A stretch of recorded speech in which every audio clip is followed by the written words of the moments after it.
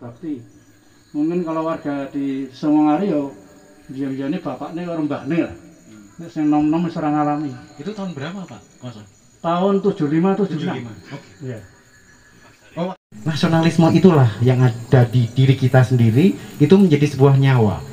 Nyawa yang pada akhirnya akan memantik semua masyarakat Kaligesing untuk bisa bertanggung jawab secara moral bagaimana untuk memberikan bahwa informasi yang tepat bahwa Wir Supratman itu memang lahir di Purworejo, dan tentu saja goalsnya adalah multiplier efeknya yang tentu akan menjadikan Kaligesing ini juga akan menjadi bersinar. Baik, di sini sudah hadir yang pertama kali, akan kita sapa dulu Bapak budayawan kita. Monggo bisa dengan mic Bapak, silakan. Ya, Pak Sukoso DM. Bapak, kalau kita langsung saja ya Pak, ketika kita bicara tentang Wir Supratman, sebelum kita bicara tentang yang lain, yang perlu kita tahu dulu tentang sebagaimana sejarah Wir Supratman yang tepat, yang betul, yang perlu diluruskan. Sekarang Bapak bisa bercerita dulu Pak tentang Wir Supratman itu dulu, seperti kita flashback dulu, bahwa biar barangkali Bapak Ibu yang di sini kan juga belum tahu tentang detail secara gamblang itu seperti apa Pak Rudo Supratman itu. Monggo silakan Pak Koso. Terima kasih. Assalamualaikum warahmatullahi wabarakatuh. Mudah-mudahan yang ada di sini, terutama yang masyarakat Kaligesing khususnya, sudah banyak tahu. Memang secara umum Wir Supratman dikenal sebagai pahlawan nasional, pemegang penghargaan Bintang Mahaputra Utama yang diberikan Pak Harto tahun 71. Sebelumnya Bung Karno sudah memberikan tahun 61 Bintang Mahaputra ketiga, tapi kemudian zaman Pak Harto itu dinaikkan menjadi Bintang Mahaputra Utama. Jadi kalau kita bicara dengan riwayatnya, yang lebih dulu dikenal sebenarnya awalnya itu diketemukan ibunya yang bernama Mbok Siti Senen, itu asli Songongari. Bapaknya Pak Jumeno yang hadir dari Godean. Kemudian beliau adalah seorang anggota Kenil. Kenil adalah tentara Belanda yang direkrut dari kalangan pribumi. Intinya itu. Supratman lahir sebagai putra ke-7. Jadi pertama namanya Ibu Rukiem Supratyah. Nanti Pak Yono lebih hafal ini soalnya. Beliau kan cucu keponakan dari kakaknya Ibu Siti Senen. Intinya itu. Nanti biar Pak Yono yang menjelaskan secara lebih detail. Nah, intinya ketika umur 7 tahun, lahirnya 1903, itu banyak perdebatan pada awalnya, tapi yang namanya sejarah itu mungkin Pak Desta juga sudah tahu. Sejarah itu di samping ada alur penulisan sejarah, ada teori sejarah yang menyebutkan ada kritikan sejarah. Jadi harus ada kritik. Jadi sejarah itu ada kritik-kritiknya untuk menuju kepada kebenaran yang diyakini. Pertama, catatan hanya dari keluarga. Keluarga itu sak kelingane. Pak Nugroho Susanto pernah mengatakan salah satu kesulitan penulisan sejarah kontemporer itu artinya kekinian, itu adalah karena orang-orang yang dekat dengan tokoh yang diceritakan dalam sejarah itu masih hidup. Mbuh kuwi putune, mbuh kuwi anake, mbuh kuwi tanggane, mbuh kuwi sahabatnya, menjadikan kesulitan. Sehingga banyak sekali kalau sejarah orang-orang yang masih hidup kira-kira 100 tahun yang lalu saja masih menjadi polemik. Oleh karenanya bisa berubah-ubah menurut ingatan masing-masing. Nah, yang saya ketahui khusus untuk Wir Supratman itu memang pada awalnya dikenal sebagai lahir tanggal 9 Maret. Itu adalah Senin Wage. Ya.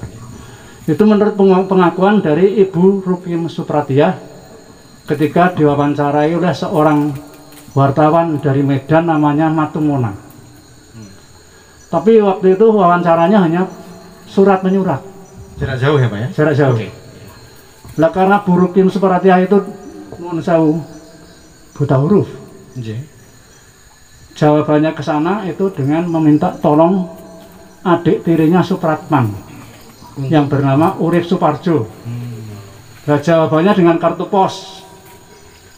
Ya tapan karo Bu Rukim Supratiah itu.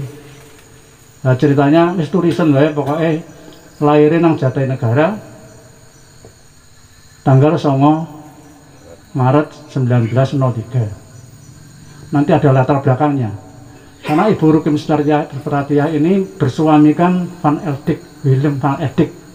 Jadi sudah orang yang Belanda. Jadi ya Bu Rukim ini meskipun orang Jawa tapi jadi ke-Belanda-Belandaan. Dan wageke padha wagene sehingga orang-orang kan jadi gampang juga. Itu seperti itu. Nah kemudian berikutnya secara singkat saja 7 tahun umurnya ibunya wafat, ikut kakaknya yang paling sulung yaitu Rukim Supratiah dibawa ke Makassar karena suaminya Van Eldik tugas di Makassar. Ya. Nah, akhirnya di sana dia ikut belajar, mendapatkan tambahan nama Rudolf. Banyak versi Rudolf itu. Ada yang menyatakan mendak iso sekolah Londo, kudu dijenengi Londo. Akhirnya diberi nama Wage Rudolf Supratman. Kalau nama Supratmannya sebenarnya tambahan dari bapaknya. Karena ketika lahir di sini sebenarnya ada kejadian keluarga yang sederhana, yaitu istilah Jawa itu purik. Terus purik nggih? Nggih.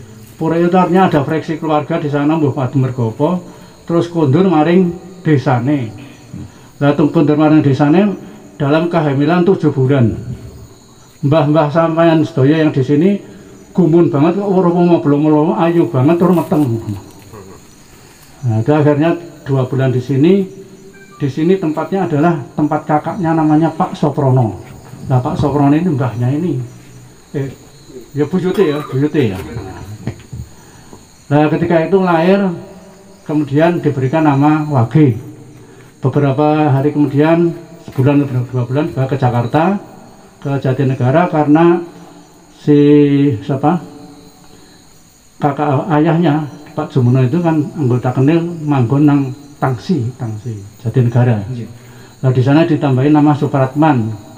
Tapi sebenarnya di dalam surat akte kelahirannya sampai hari ini dicari tidak ada. Itu menurut Pak Momon Abdurrahman dari Museum Nasional. Artinya tempat kelahiran di sana, dari rumah, kemudian tempat tinggal yang ada di sana nggak ada? Tidak ada catatan. Dikatakan kan lahirnya di Jatinegara, Mr. Cornelis itu rumah sakit militer. Ternyata tidak ada di sana. Adanya ada masuk dalam daftar nama-nama daftar gaji dari bapaknya. Jadi sudah ada tambahan itu.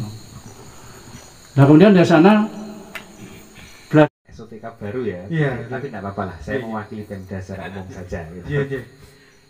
Karena kita punya aset di sini, memang aset ini menjadi penting untuk kemudian kita jaga, kita jadikan salah satu modal untuk daya dukung sektor pariwisata di Desa Sumongari.